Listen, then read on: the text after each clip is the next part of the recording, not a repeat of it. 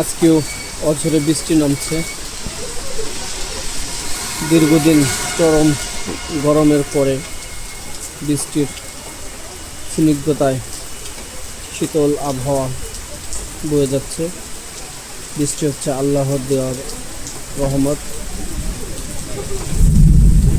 সেই রহমত বর্ষিত হচ্ছে তার বান্দাদের উপর।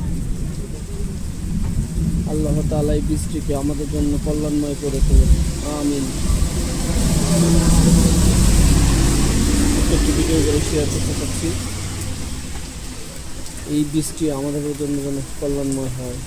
আল্লাহ যেন আমাদেরকে এই বৃষ্টি কল্যাণময় বরকতময় করেন। আল্লাহ তাআলা এই বৃষ্টিকে আমাদের জন্য কল্যাণময় এবং বরকতময় করেন।